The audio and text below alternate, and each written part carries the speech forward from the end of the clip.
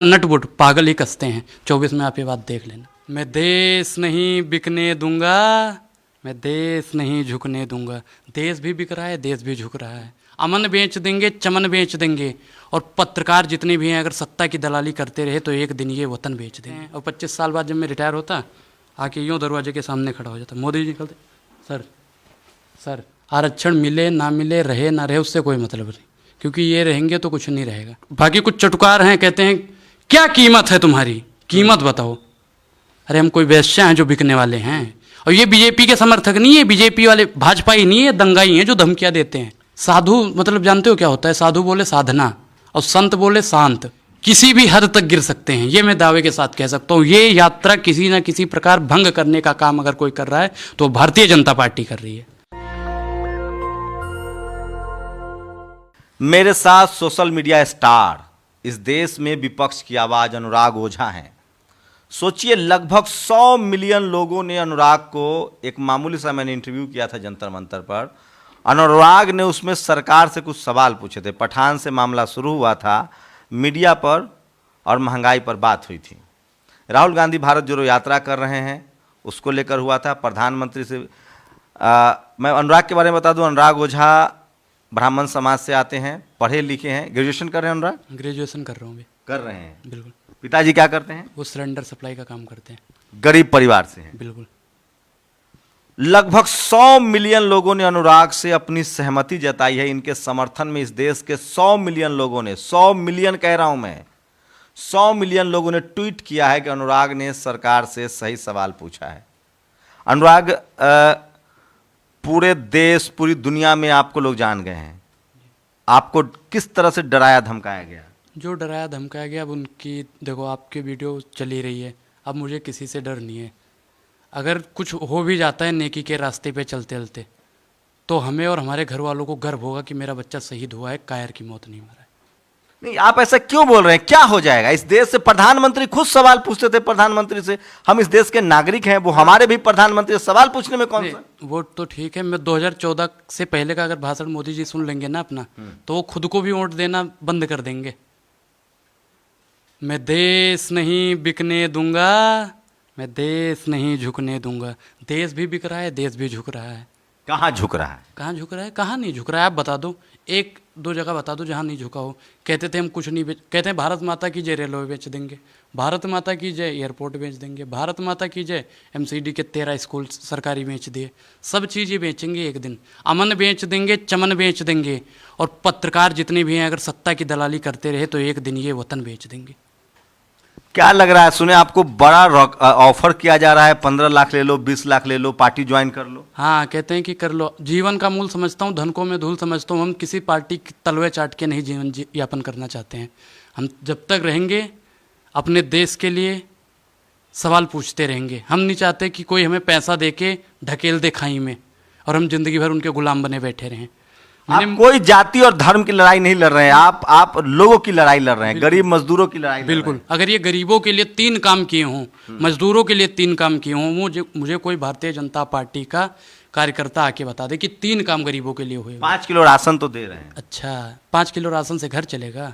5 kilo ration महीने का दे देते हैं। सर, आपके घर में कितने परिवार हैं? 5 परिवार होंगे, और 25 किलो राशन से 1 महीना चल जाएगा, गुजारा हो जाएगा। तेल नहीं लगता उसमें, मिर्ची नहीं लगती है। ये कहते हैं रोजगार मत मांगो, पकौड़े तलो। इसमें भी इनकी राजनीति है सर। अगर हम इनके कहने पे पकौड़ा तलने लगेंगे ना, ये सरसों का रेट 500 रुपये किलो कर देंगे, सरसों का तेल। जैसे इन्होंने कहा था ना, सिलेंडर महंगा हो रहा है, मौजूदा सरकार महंगाई की माँ तक लेने को तैयार नहीं, और 2000 माँ बोलने के लिए तैयार नहीं है। हाँ, और आज ये बोल रहे हैं सदन में। कितनी बार मोदी सरकार ने कहा है कि माँ माँ माँ, कभी बोला? नहीं बोला। क्या लगता है? आप एक गरीब परिवार से हैं, हम लोग भी गरीबी से निकले हैं। बहुत मुश्किल है गरीबों का घर चलाना, और ये लोग जो भक्त बने हुए हैं वो महंगाई पर सवाल जो आपको धमकी देते हैं, उनसे पूछते नहीं कि सिलेंडर कितने का हो गया, पेट्रोल कितने का हो गया। वो कुछ तो वजह बताते होंगे, सिर्फ यही कहते हैं कि हिंदू राष्ट्र बनाना, इसलिए मोदी जी पसंद है। राष्ट्र बनाना, देश मजबूत हो रहा है, देश मजबूत हो रहा है। कहाँ मजबूत हो रहा है मुझे बता दो। इससे पहले भी तो देश मजबूत था। ये कहते हैं कि ये युद्ध हो रहा है, चीन भाग रहा है, कांप के पाकिस्तान भाग रहा है। 71 में भी तो युद्ध हुआ था, 65 में भी हुआ, 99 में भी हुआ, 47 में भी हुआ। तब क्या गुल्ली डंडा खेल के जीते थे? तब भी तो हमारे पास थे ना आर्थिक, हम मजबूत थे तभी तो भारत की सेना हमेशा से मजबूत रही है और तमाम विपरीत परिस्थितियों में अदम्य इच्छा शक्ति दिखाई है। बिल्कुल जब संसाधन नहीं था तब भी इन्होंने चीन के दांत खट्टे किए हैं। बिल्कुल। लेकिन ये लोग कह रहे हैं कि मोदी जी के आने के बाद ही देश मजबूत हुआ है। कहते तो सब कहते हैं सर, आपको नहीं पता? आपसे भी कुछ लोग ऐसे कहते हैं मोदी हैं तो मुमकिन है, हम तो कहते हैं मोदी है तो नामुमकिन है। 2 करोड़ रोजगार नामुमकिन है, किसानों की आय दुगनी होना नामुमकिन है, महिलाओं का घर का चूल्हा फोड़ने का काम अगर किसी ने किया है तो भारतीय जनता पार्टी ने करा है। हम पहले गांव से ही हैं, हम कोई विदेश में पैदा नहीं हुए। हमारे घर में पहले था कि हम लकड़ी चुन के गुजारा करते थे। मोदी सरकार ने हमें प्रलोभन दे के उज्ज्वला योजना का सिलेंडर दे दिया। हम 400 में नहीं भरवा पाते थे और 1200 में भरवाएंगे, 1500 में भरवाएंगे। ये धीरे धीरे बहुत महंगा कर देंगे इन्होंने। आप बता दो कि जितना इन्होंने दिया है उज्ज्वला योजना के तहत सिलेंडर, कितने लोग भरवाते हैं? 5% लोग भी नहीं भरवा पाते हैं। मोदी जी के लिए 2 लाइन है, मैं मतलब थोड़े बहुत लिखता भी हूँ। अच्छा, सुनाइए सुनाइए। हर हिसाब होगा मोदी जी, हर हिसाब होगा। आओ बैठो बात करें हर मंजर वीराने की। तुमको इतनी जल्दी क्या है अपना दर्द सुनाने की? तुमको इतनी जल्दी क्या है अपना दर्द सुनाने की? पहले ये बतलाओ तुमने खुद कितने घर फूके हैं, फिर हमको समझाना सारी बातें अपना घर जल जाने की। तुमने ही तो मासूमों को खुद हथियार थमाए थे, अब क्यों तुमको चिंता इतनी उनकी अर्थी आने की? अब तुमको उनकी चिंता अर्थी आने की। अब अपनों का खून बहा तो क्यों रोते चिल्लाते हो? तुमने ही आदत डाली सबको खून बहाने की। तुमने ही तो आदत डाली सबको खून बहाने की। तुम ही रखो जन्नत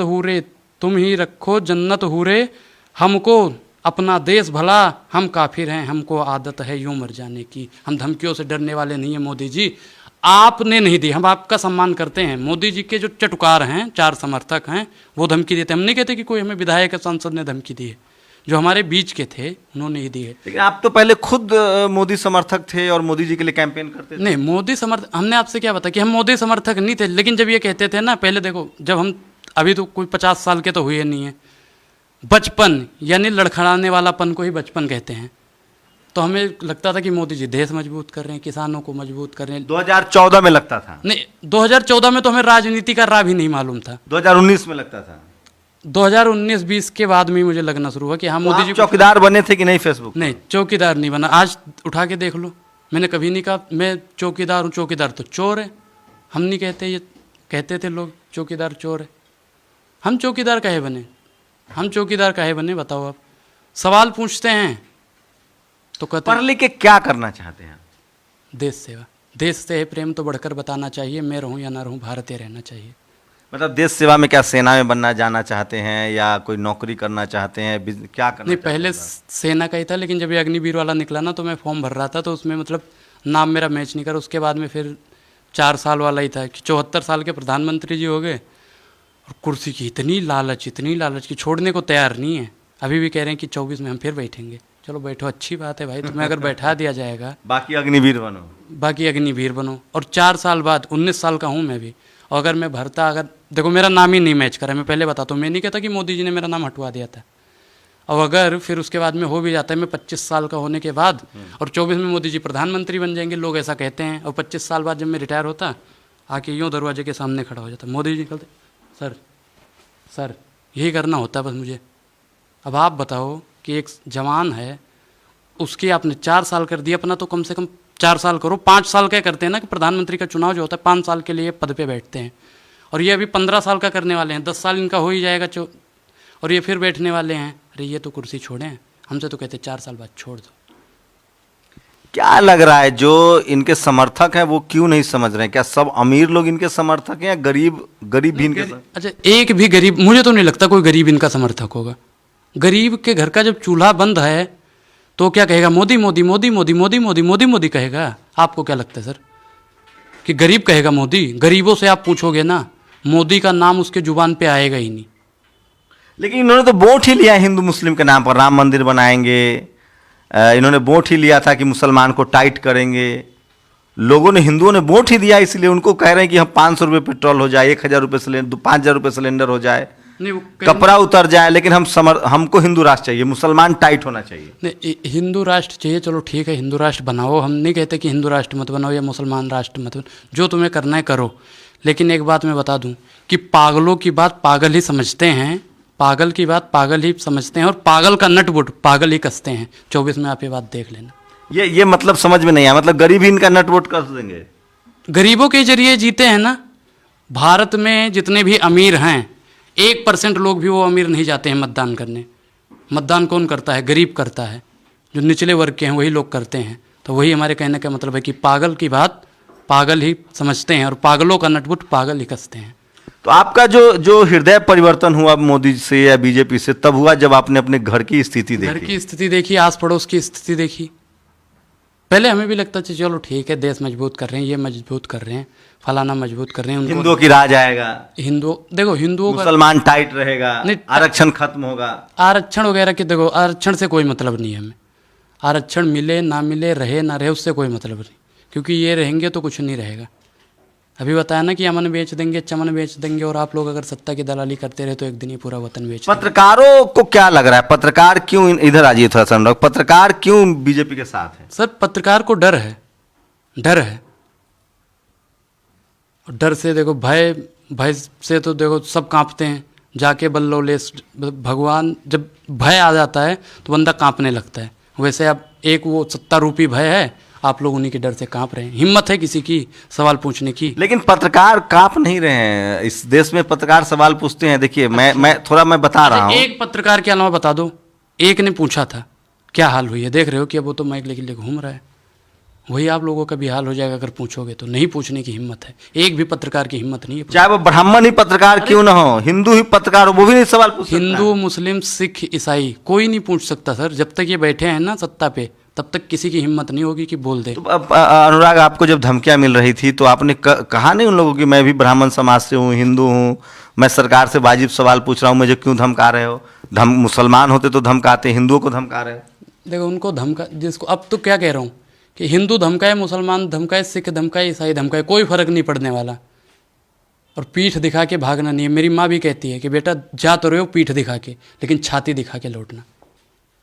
इतना भी नहीं है, सरकार ऐसी भी सरकार नहीं चल रही कि कोई गोली मार रहा है। ऐसा भी अराजकता नहीं, देश में कानून का राज है, संविधान का राज है। संविधान का राज है। हाँ। संविधान देखो है, हम मानते हैं, लेकिन उसमें भी अंदरूनी रूप से कुछ न कुछ परिवर्तन हो रहा होगा।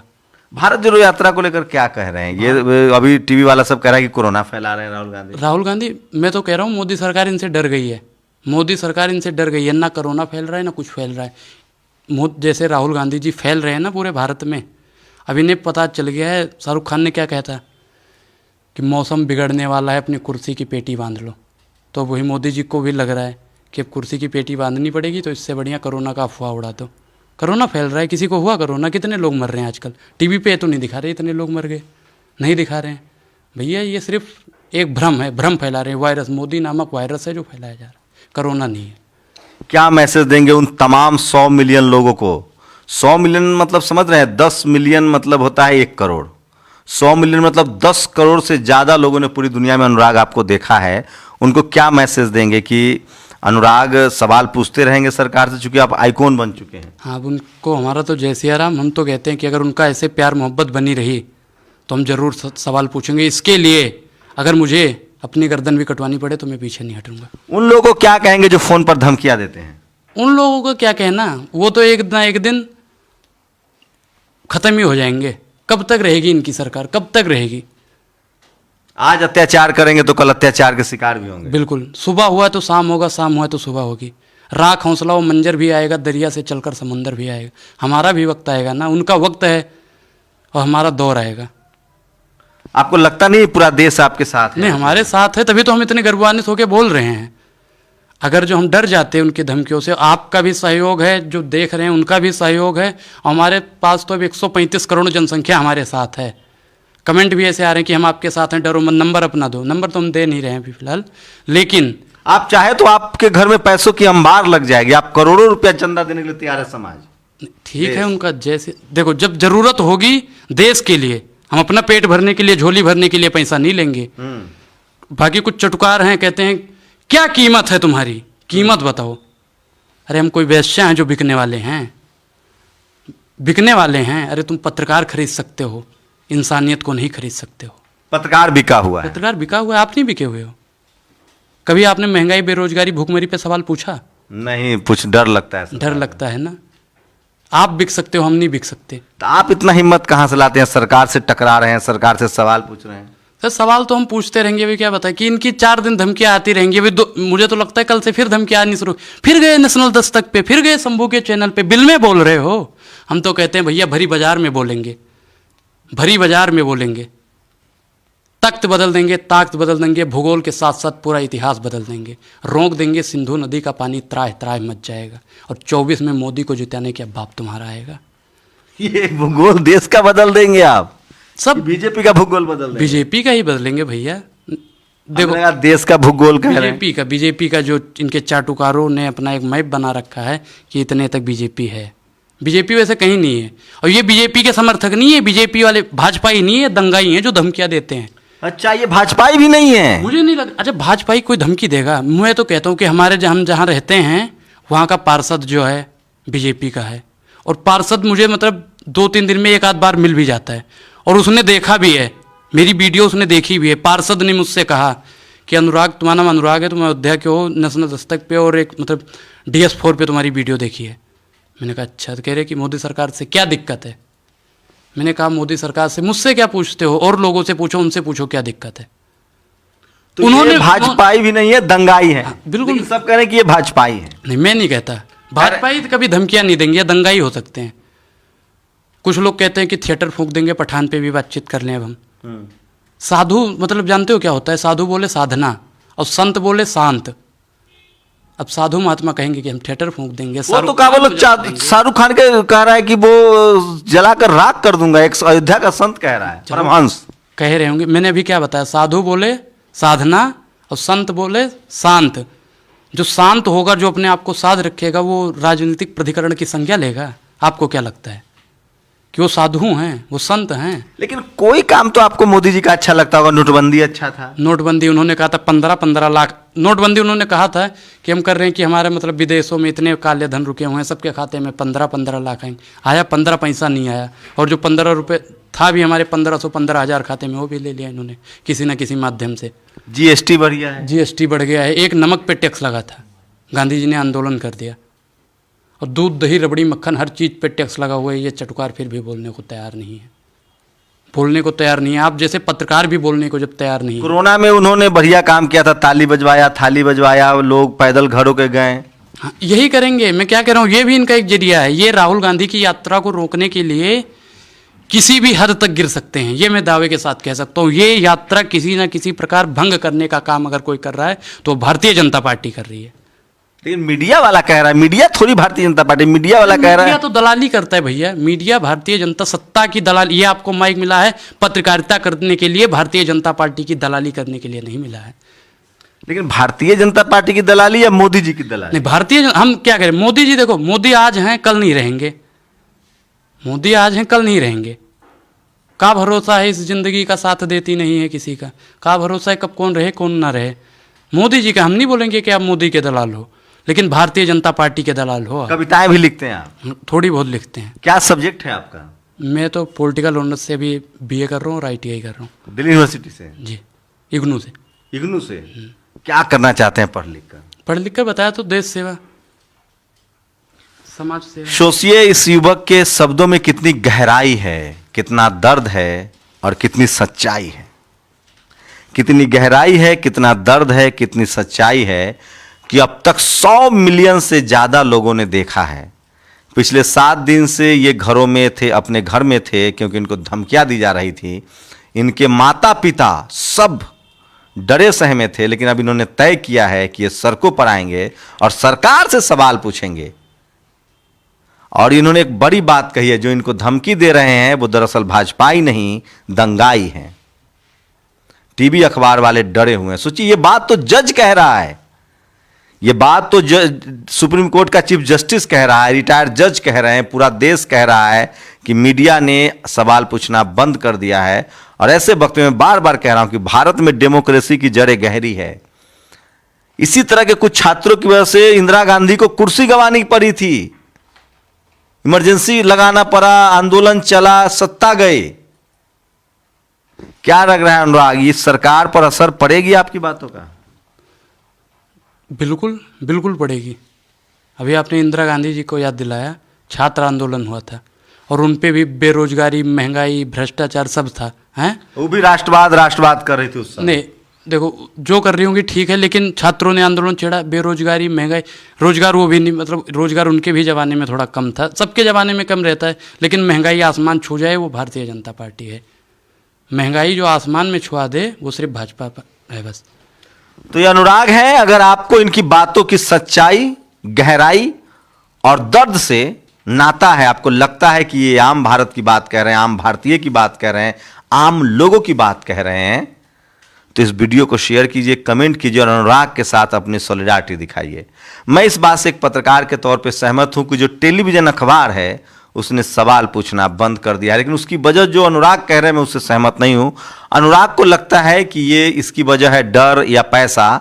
सच्चाई ये है कि जो टीवी अखबार इस देश के तमाम सिस्टम पर जो जाति विशेष के लोग बैठे हुए हैं, उनकी आइडियोलॉजी मैच करती है बीजेपी और आरएसएस से, और गिने चुने बिरले सवर्ण समाज से अनुराग जैसे लोग हैं जो बिना किसी लोभ लालच के, बिना किसी पार्टी की वजह से समाज के लिए, देश के लिए, चूंकि अनुराग गरीब घर में पैदा हुए हैं, गरीबी झेल रहे हैं, इनके पिताजी रोज कमाने खाने वाले जैसे हम लोग हैं, इसलिए उस दर्द को झेला है और अब वो उससे आगे निकल रहे और ये चाहते हैं कि ये मुल्क मजबूत बने, ये देश मजबूत बने और यहाँ सबको बेहतर जिंदगी मिले। क्या देंगे आप अनुराग का साथ? क्या कहेंगे उन धमकी देने वालों को? क्या अनुराग को डटे रहना चाहिए, अपनी आवाज उठाती रहनी चाहिए? आपकी प्रतिक्रिया बहुत जरूरी है। कैमरामैन आशीष के साथ शंभू कुमार सिंह, नेशनल दस्तक, दिल्ली। नेशनल दस्तक की आपसे गुजारिश है कि अगर इसको बचाना चाहते हैं तो नेशनल दस्तक को सब्सक्राइब करने के लिए रेड कलर के सब्सक्राइब बटन को दबाएं, फिर बेल आइकन की घंटी दबाएं। नेशनल दस्तक को बचाने के लिए बहुत जरूरी है कि हर खबर को शेयर करें, लाइक करें, कमेंट जरूर करें।